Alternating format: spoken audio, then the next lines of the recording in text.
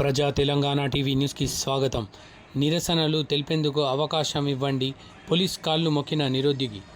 DSC రాత పరీక్షలను 3 నెలల పాటు వాయిదా వేయాలని నిరుద్యోగులు డిమాండ్ చేస్తున్న సంగతి తెలిసిందే. అయితే ఇవాళ డైరెక్టరేట్ ఆఫ్ స్కూల్ ఎడ్యుకేషన్ ముట్టడికి డిఎస్సి అభ్యర్థులు పిలుపునిచ్చారు. దీంతో భారీ సంఖ్యలో డిఎస్సి అభ్యర్థులు స్కూల్ ఎడ్యుకేషన్ కార్యాలయం వద్దకు చేరుకున్నారు. నిరసన తెలుపుతున్న నిరుద్యోగులను పోలీసులు అరెస్ట్ చేశారు. ఈ సందర్భంగా నిరుద్యోగి తన ఆవేదనను వ్యక్తం చేశాడు. నిరసనలు తెలిపేందుకు అవకాశం ఇవ్వాలంటూ ఆ అభ్యర్థి పోలీస్ ఆఫీసర్ కాళ్ళు మొక్కి వేడుకున్నాడు. మేం శాంతియుతంగా నిరసన వ్యక్తం చేస్తున్నాం, ఎలాంటి అరాచకాలకు పాల్పడడం లేదు, మా డిమాండ్లను ప్రభుత్వానికి విన్నవించుకుంటున్నామని పేర్కొన్నాడు.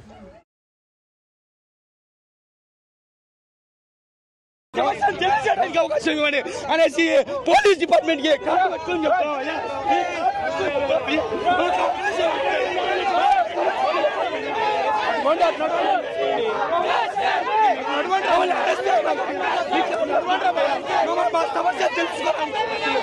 మా సమస్య తెలుసుకో కనీసం ప్రభుత్వాన్ని మా సమస్య తెలియజేయడానికి కూడా సమయం ఇవ్వలేదు ఈ ప్రభుత్వం.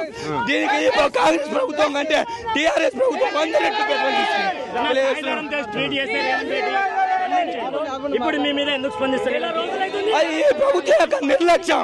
నిరుద్యోగులు అంటే చెవుకెక్కట్లేదు, వాళ్ళ కళ్ళలో నాల్సిన. రేవంత్ రెడ్డి గారు అంటే మాకు చాలా అభిమానం. రేవంత్ రెడ్డి అన్న గారు